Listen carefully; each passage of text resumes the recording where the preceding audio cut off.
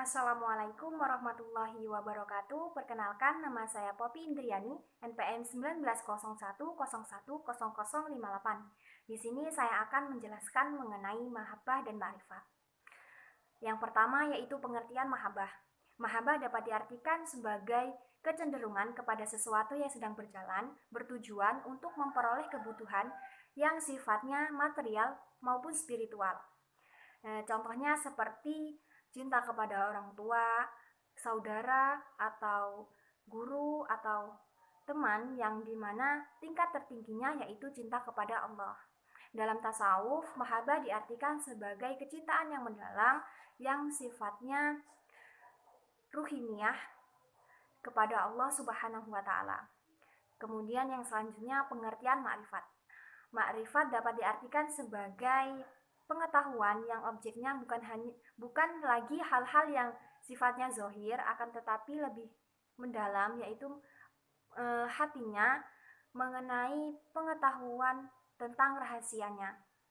Kemudian dalam tasawuf, ma'rifat diartikan sebagai pengetahuan untuk mengenal Tuhan melalui hati sanubari, di mana pengetahuan ini lebih jelas dan mendalam sehingga jiwa akan merasa satu dengan yang ia ketahui, yaitu Tuhan. Yang selanjutnya yaitu kriteria mahabbah dan ma'rifat.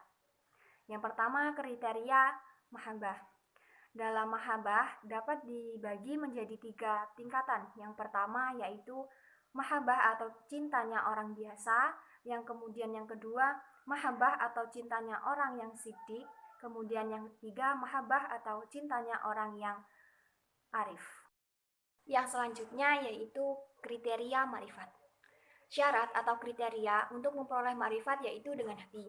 Hati merupakan bagian yang memiliki fungsi yang sangat esensial sebagaimana diungkapkan oleh Ibnu Arabi dalam Fusyu al-Hikmahnya, yaitu qalb dalam pandangan kaum sufi adalah tempat datangnya kasyf dan ilham.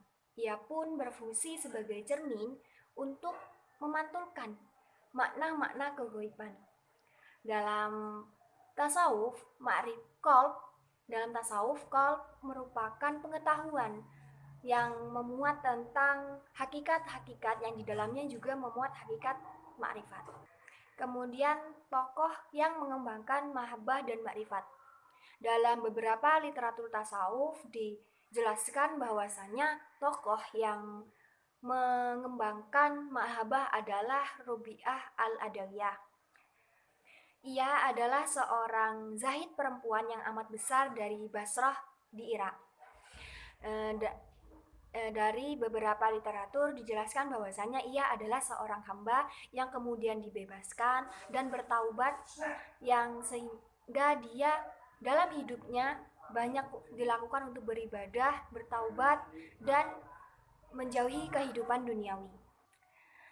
Dari beberapa doa yang dipanjatkan oleh Robi'ah, ia tidak pernah meminta hal-hal yang sifatnya material kepada Tuhan. Ia hidup benar-benar dalam keadaan zuhud dan hanya ingin berada dekat dengan Tuhan. Yang selanjutnya yaitu tokoh yang mengembangkan ma'rifat.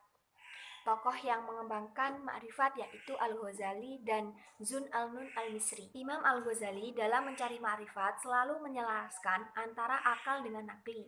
Ia berpendapat bahwasanya seorang manusia tidak dapat mencari kebenaran atau mencari iman hanya dengan menggunakan pikiran atau hanya dengan menggunakan ilmu pengetahuan yang ia miliki. Oleh sebab itu, untuk mengetahui hakikat keimanan, akal tidak dapat berdiri sendiri, namun harus dibantu oleh ilmu syariat yang bersumber pada Al-Quran. Kemudian pandangan ma'rifat menurut Zun al-Nun, yaitu ma'rifat kepada Allah tidak dapat ditempuh melalui pendekatan akal dan pembuktian, akan tetapi dengan jalan ma'rifat batin, yakni di mana Allah menyinari hati manusia dan menjaga hati manusia dari kecemasan.